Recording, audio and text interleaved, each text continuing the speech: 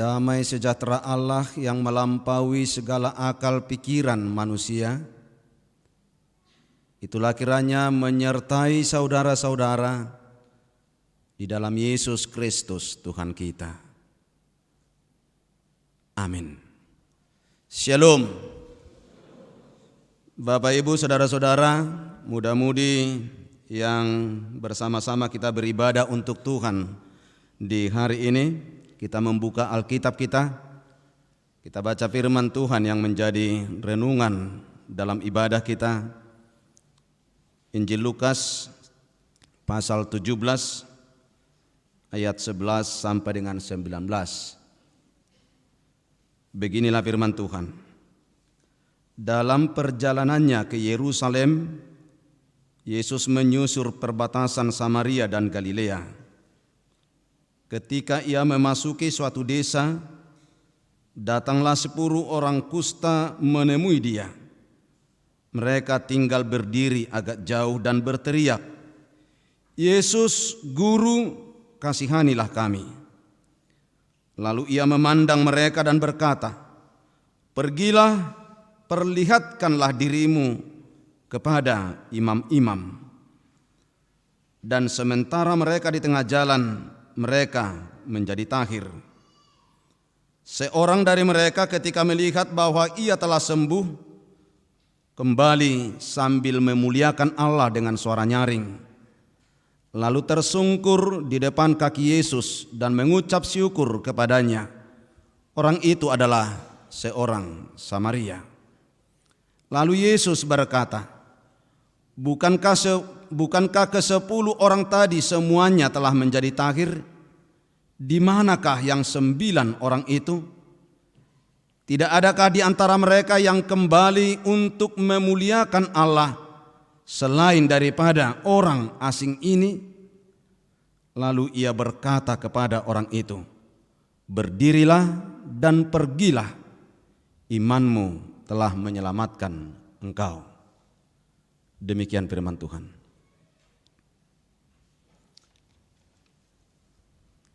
Ada kalanya kita menempatkan diri kita lebih daripada orang lain. Ada kalanya sadar atau tidak sadar kita menilai diri kita lebih dari orang lain, lebih pantas,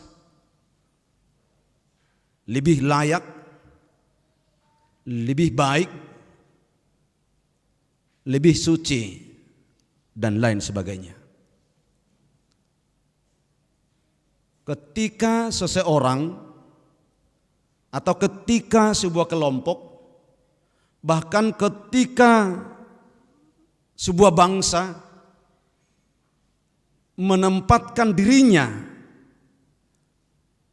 lebih dari orang lain, merasa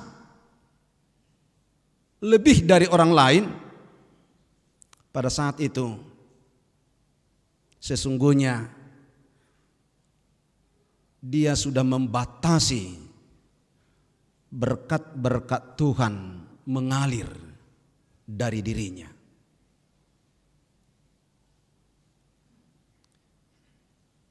Dan itulah yang boleh kita lihat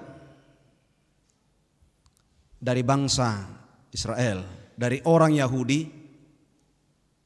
orang atau bangsa yang terkenal sebagai bangsa pilihan Tuhan, sebagai bangsa kesayangan Tuhan. Karena mereka adalah bangsa umat pilihan Tuhan, tanpa sadar mereka telah menempatkan dirinya lebih dari orang lain. Mereka oleh karena status yang mereka miliki telah memenjarakan berkat Tuhan yang seharusnya untuk dunia ini menjadi milik mereka sendiri.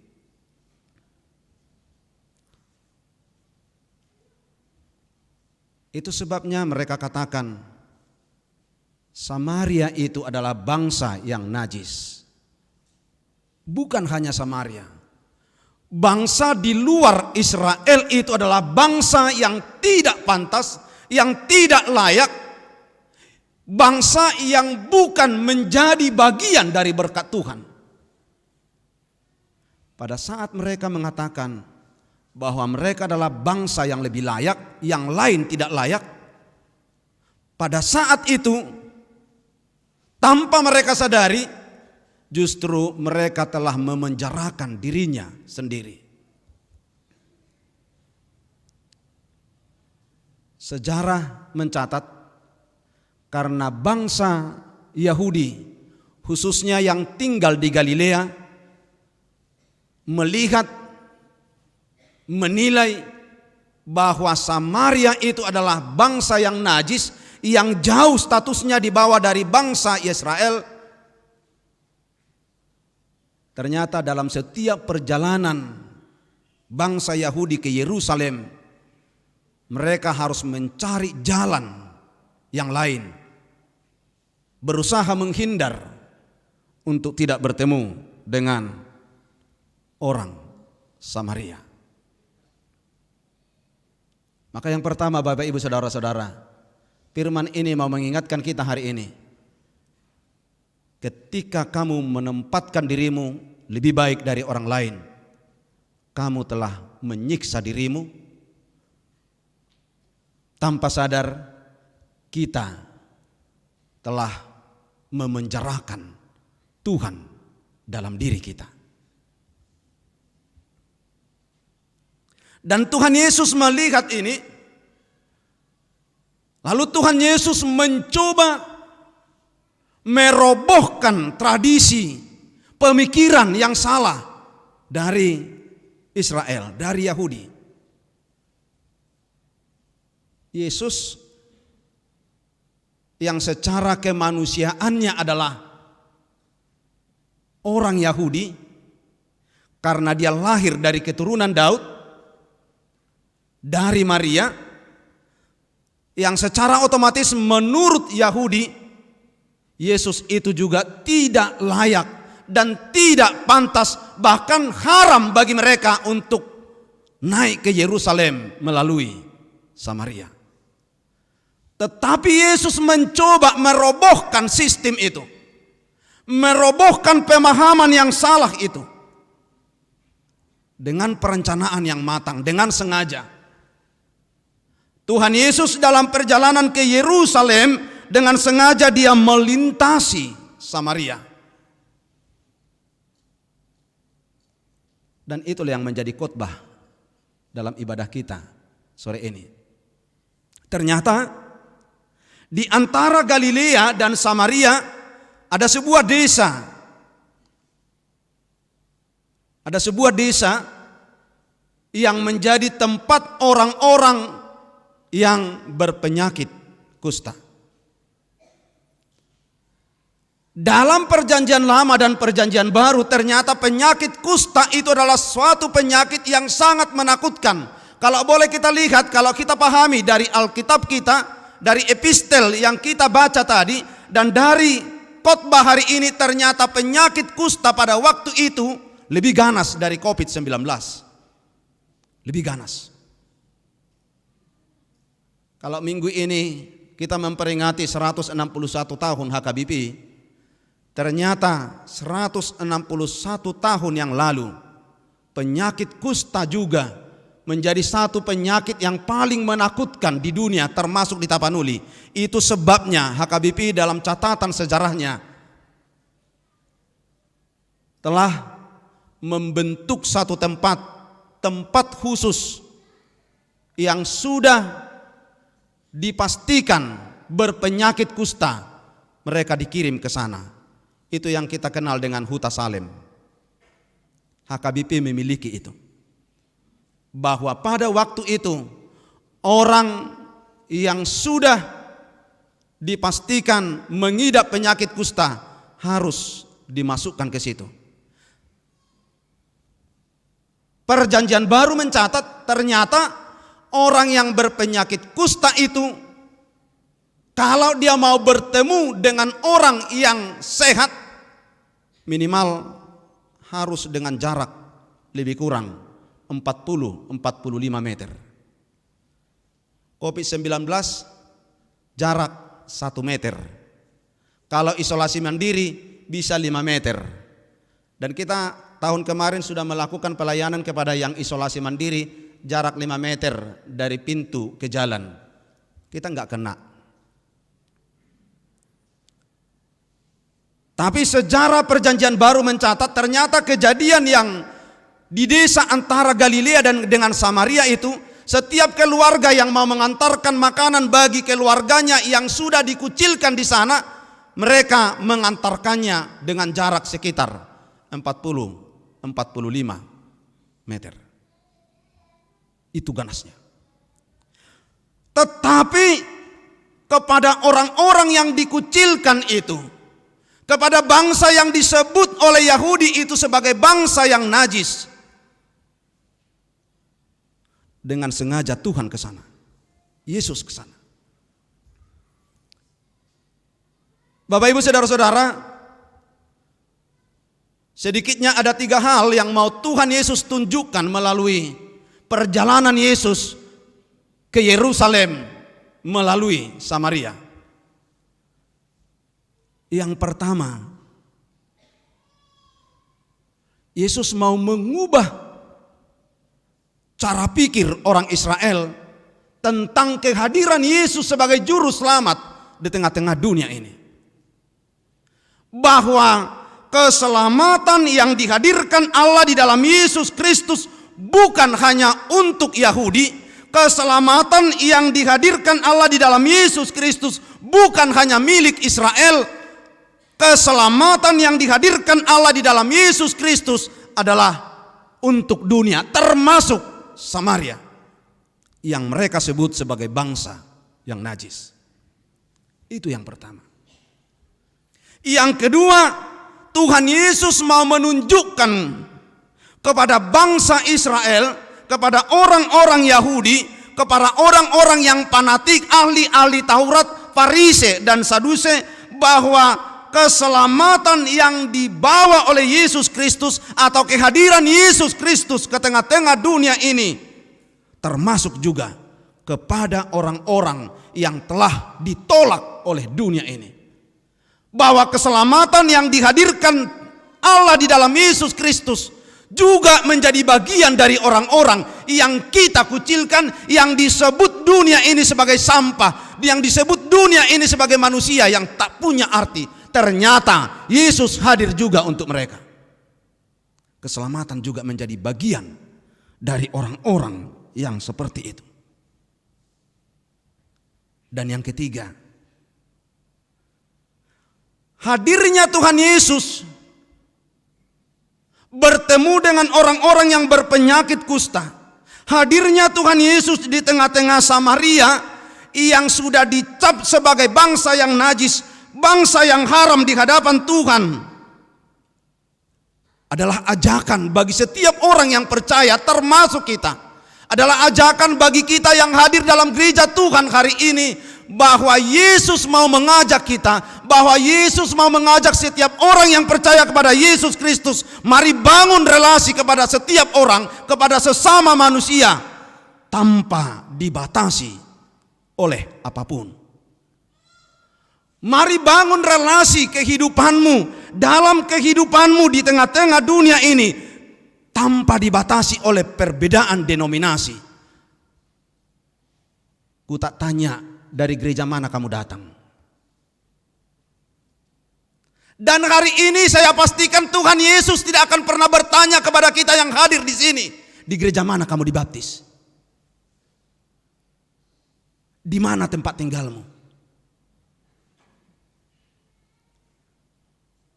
Bahkan Tuhan Yesus mau mengajak setiap orang yang percaya hari ini, dengan hadirnya Yesus di tengah-tengah orang yang tidak percaya kepada Allah di dalam Yesus Kristus. Jangan batasi relasimu hanya karena agamamu yang berbeda, hanya karena sukumu yang berbeda, hanya karena tempat tinggalmu yang berbeda, hanya karena kamu memiliki kelompok yang berbeda. Jangan batasi relasimu karena perbedaan itu.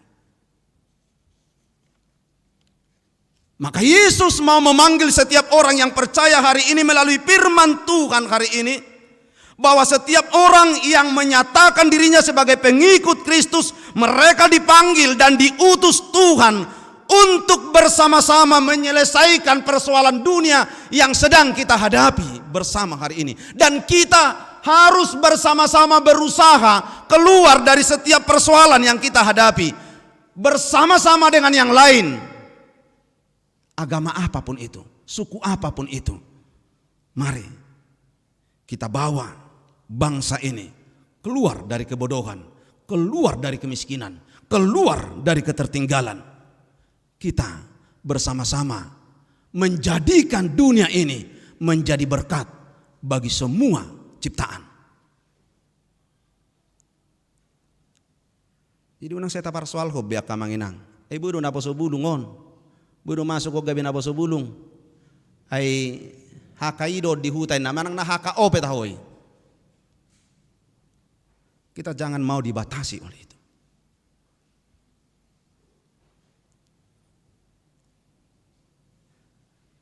Yang kedua, Bapak Ibu Saudara-saudara, khususnya adik-adik kami muda-mudi,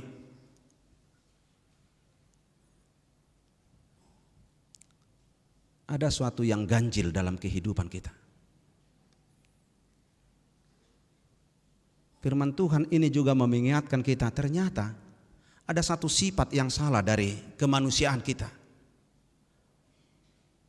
Kalau boleh kita melihat, yang 10 orang ini dengan penderitaan yang sama, mereka kompak memanggil nama Tuhan. Mereka oleh penderitaan yang sama tidak bertanya dari bangsa mana dia hadir. Oleh karena pengalaman yang sama, mereka secara bersama-sama berseru kepada Tuhan, memanggil-manggil nama Yesus. Tuhan, kasihani kami. Ketika kita susah, kita bersama. Tetapi nanti akan kita lihat ketika kita sudah menerima berkat, kita bercerai.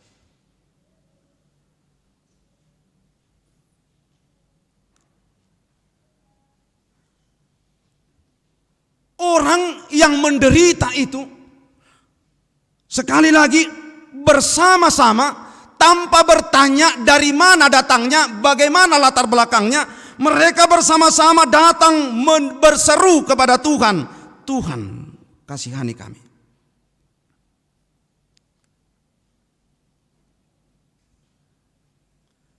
Secara tidak langsung para penafsir mengatakan, seruan orang-orang yang menderita ini telah menegur ahli-ahli Taurat, telah menegur orang-orang yang menyatakan dirinya sebagai pengikut penyembah Allah, menegur mereka akan keberadaan Yesus Kristus dalam dunia ini. Orang-orang yang mengatakan dirinya sebagai ahli Taurat ternyata masih buta akan kehadiran Yesus. Tetapi mereka yang menderita telah terbuka matanya, terbuka hatinya, terbuka imannya. Yesus datang, lalu mereka melihat dan menyambut kedatangan Yesus. Lalu mereka memohon kepada Yesus, Tuhan kasihani kami.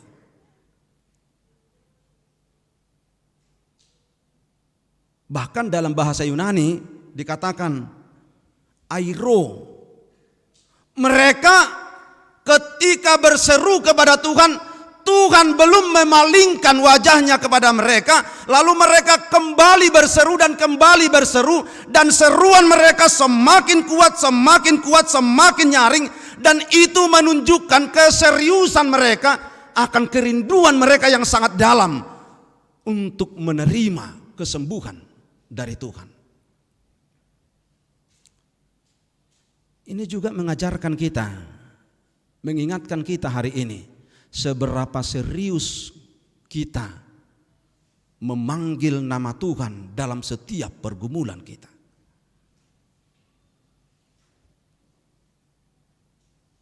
Seberapa dalamnya kerinduan dan keyakinan kita ketika kita mencoba datang ke gereja Tuhan, bertemu dengan Tuhan, memanggil nama Tuhan dalam kehidupan kita. Yang pasti ke-10 orang yang berpenyakit kusta ini dikatakan semakin lama seruan mereka semakin kuat, semakin lama keyakinan mereka semakin dalam, semakin lama pengharapan mereka akan kesembuhan itu semakin nyata. Itu sebabnya mereka tidak menyerah, terus berseru dan semakin kuat, semakin kuat. Maka orang percaya hari ini mau diajak oleh Tuhan melalui khotbah ini, jangan pernah berhenti memanggil nama Tuhan dalam setiap perjalanan kehidupanmu. Hari ini kamu memanggil nama Tuhan, mungkin Tuhan belum mendengarkan seruanmu, tetapi hari ini Tuhan mau katakan, jangan berhenti, panggil Dia semakin lebih kuat, semakin lebih serius. Kerinduanmu pastikan semakin dalam untuk bertemu dengan Tuhan.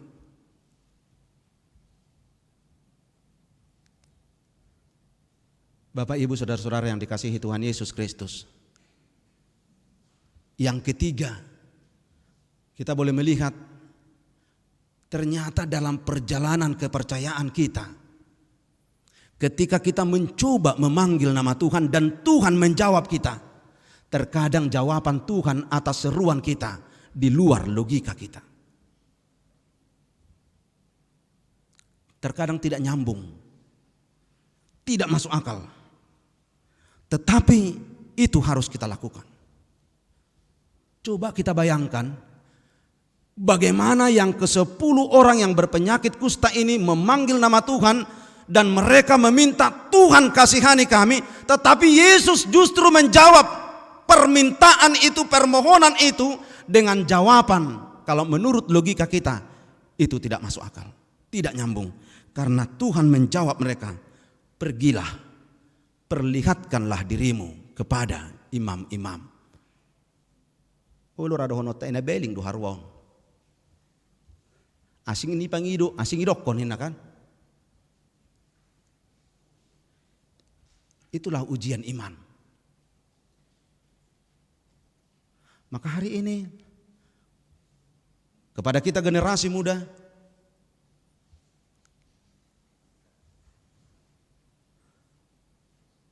jangan logikakan imanmu.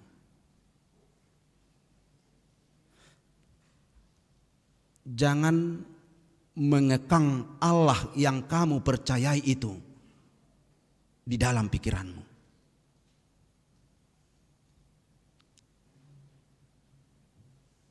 Iman kita harus melampaui logika kita. Itulah iman. Itu boleh kita pelajari dari Abraham. Dalam Kejadian 12, Abraham yang sudah memiliki segala sesuatunya, ketika Tuhan berbicara kepada dia, memerintahkan dia untuk pergi dari tanah kelahirannya ke tanah yang belum ditunjukkan Tuhan kemana dia akan pergi. Itu di luar logika, tetapi Abraham melakukan itu. Dan sampai hari ini Abraham dikenal sebagai bapa orang percaya.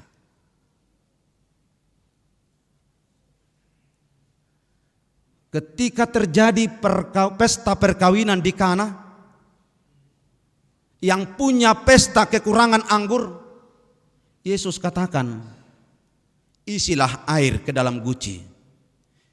Itu di luar logika. Mereka meminta anggur, tetapi Yesus mengatakan air dimasukkan ke guci. Tetapi mereka melakukan itu. Lalu air berubah menjadi anggur.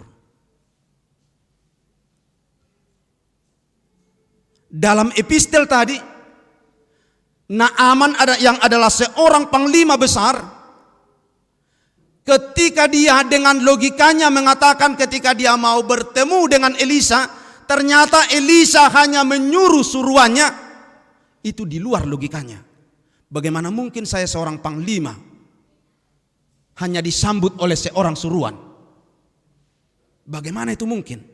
Bagaimana mungkin saya seorang panglima besar disuruh mandi ke sungai yang begitu kotor? Itu di luar logika.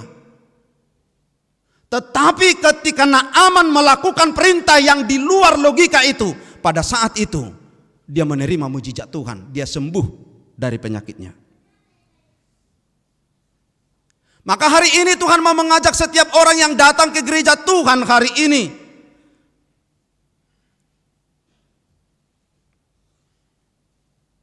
jangan sampai pikiran kita menguasai iman kita. Mari kita jadikan pikiran kita sebagai alat untuk menyaksikan iman kita dalam dunia ini. Karena ketaatan melakukan perintah Tuhan adalah bukti utama bahwa kita percaya kepada Tuhan. Apapun itu. Ketaatan kita melakukan firman Allah adalah bukti utama bahwa kita percaya kepada Yesus Kristus. Mari kita taat kepada firman Tuhan sebagai bukti bahwa kita percaya kepada Yesus Kristus.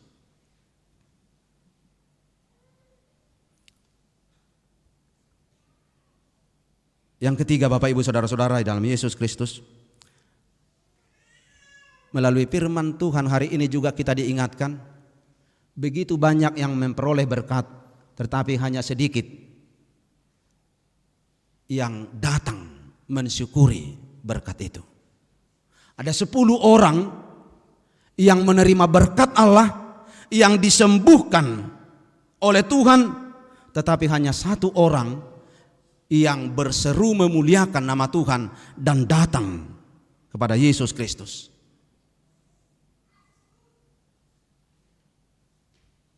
Hanya 1 orang. Lalu Tuhan bertanya, Yesus bertanya, kemana yang 9 lagi? Bukankah mereka juga sudah sembuh? Bukankah mereka juga sudah menerima berkat dari Tuhan?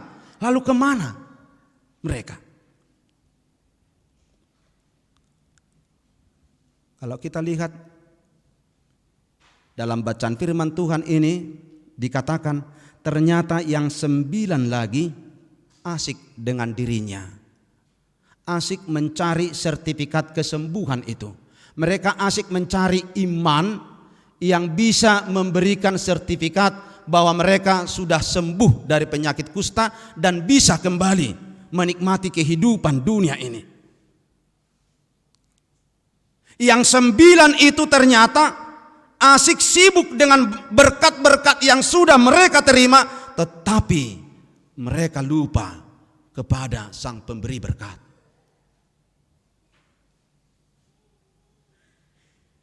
Mereka menerima berkat itu, tetapi mereka lupa kepada yang memberikan berkat itu. Kalau si Calvin mengatakan yang 9 itu lupa bahwa mereka pernah sakit. Mereka lupa bahwa mereka pernah memohon kepada Tuhan kesembuhan dari penyakitnya. Mereka tidak ingat lagi siapa dirinya sebelumnya. Yang 9 itu adalah orang-orang yang bagaikan kacang lupa akan kulitnya. Bahkan belakangan ini para penafsir mengatakan ternyata hingga hari ini hal yang seperti ini yang dilakukan oleh yang 9 orang ini semakin banyak. Bahkan lebih dari situ pun sudah dilakukan. Bahwa orang-orang yang hari ini menerima berkat-berkat yang luar biasa dari Tuhan, bukan datang kepada Tuhan mensyukuri berkat yang dari Tuhan, memuji memuliakan Sang Pemberi berkat, tetapi oleh karena berkat yang mereka terima, justru berkat itu mereka pakai untuk melawan Tuhan. Jadi hari ini begitu banyak orang yang terberkati. Berkat yang mereka miliki justru mereka pakai sebagai alat untuk melawan Tuhan. Maka ini mau mengingatkan kita juga. Bukankah hari ini kita menerima berkat? Yang terakhir, lalu Yesus berkata kepada satu orang yang datang kembali kepada Yesus, pergilah, bangkitlah, pergilah, imanmu telah menyelamatkan engkau. Bapak Ibu Saudara-saudara, kita adalah orang-orang yang sudah diselamatkan oleh Yesus Kristus karena iman kita kepada Yesus Kristus melalui baptisan kudus yang sudah kita terima. Kita adalah orang-orang yang percaya kepada Yesus Kristus, bahwa kita adalah orang-orang yang sudah diselamatkan Kristus, dan itu yang membawa kita hari ini hadir dalam gereja Tuhan. Dan hari ini kita berseru kepada Tuhan. Hari ini juga Tuhan katakan kepada kita, bangkitlah, pergilah, imanmu telah menyelamatkanmu. Pertanyaan kita hari ini kepada kita masing-masing, masihkah kita merasakan bahwa mujizat Tuhan nyata dalam kehidupan kita sekarang? Bapak Ibu Saudara-saudara, kalau kamu masih bisa berjalan, itu adalah mujizat yang luar biasa. Kalau kita boleh hadir dalam gereja Tuhan hari ini, itu juga adalah mujizat yang nyata dalam kehidupan kita. Kalau kita masih boleh berbicara dengan saudara-saudara kita hari ini, itu juga adalah mujizat yang dari Tuhan dalam kehidupan kita. Kalau kita masih boleh melakukan aktivitas kita setiap hari, itu harus kita rasakan sebagai mujizat Tuhan yang nyata dalam kehidupan kita.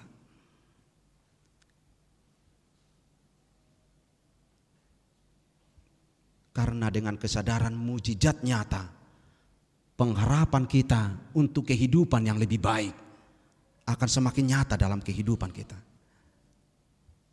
Kalau boleh, kami mengundang untuk seluruh jemaat, kalau boleh kita nyanyikan mujizat itu nyata.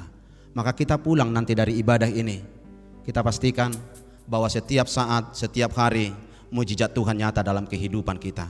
Mungkin kita tidak merasakan kehidupan seperti orang lain. Apapun kehidupan kita hari ini, kita pastikan mujizat itu akan nyata dalam kehidupan kita.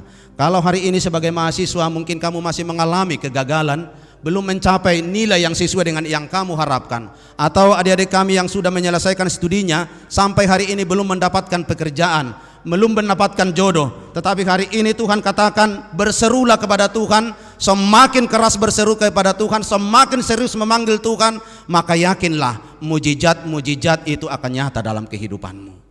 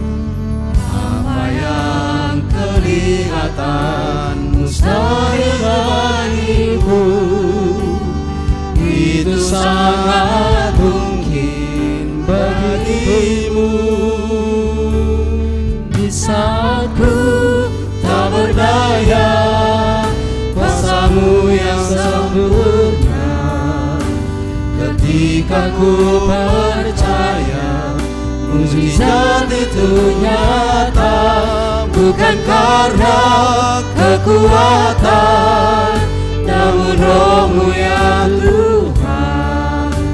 Ketika ku berdoa, mujizat itu nyata.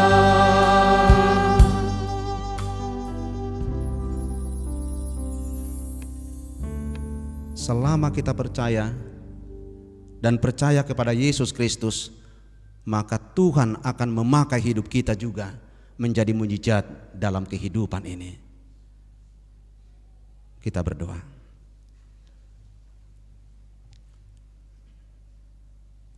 Hupuji kami ho ali jahuba debata amanami di bagasan Yesus Kristus Tuhan nami.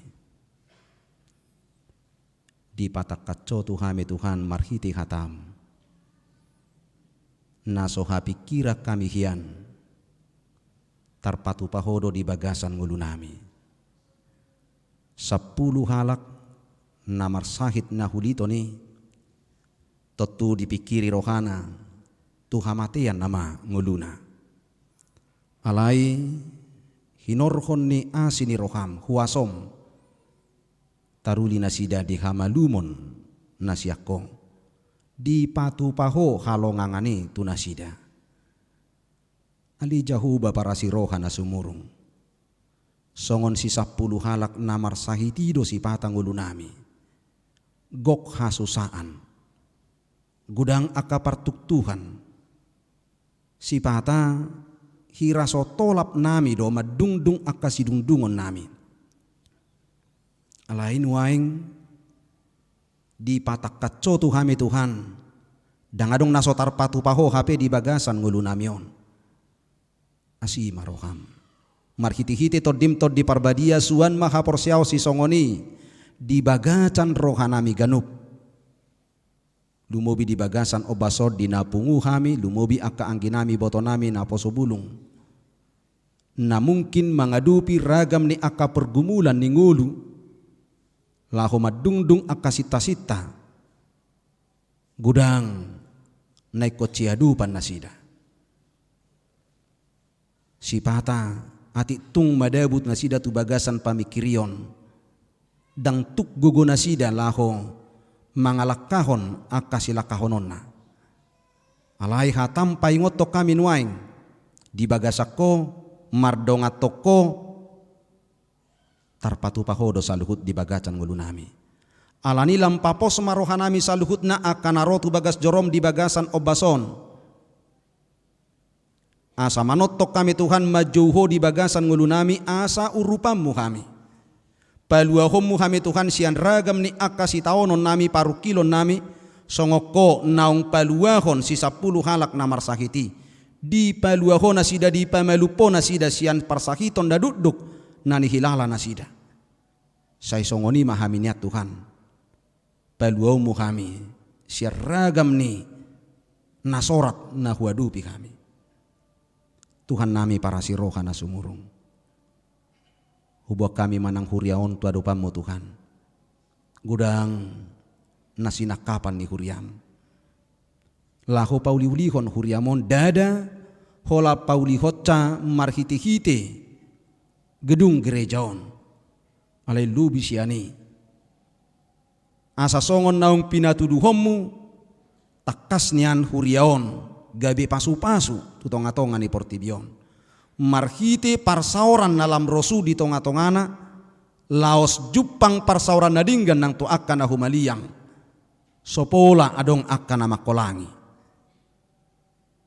jala ido nasinakapan ni huriam nang marhiti-hiti pesta puncak tahun kesehatian pesta gotilon ulang tahun dohot penggalangan dana tu pembangunan asalam sikop nian ali Tuhan hatari paran ni baritam barita naulii marhiti-hiti huriamon tua kaari naneng ro alani pasu-pasu ma pesta naneng si patu paon ni huriam pargugui nang akapanitia ukapomu roha ni sudi ruas ni huria asa marsiadu hami Tuhan lahu patu pahon nadu menggani di tonga-tonga ni ngulunami nang marhiti-hiti huriamon pasu-pasu mahami saluhutna di bagasan Yesus Kristus Tuhan nami sesa dosa nami mauliate mariho.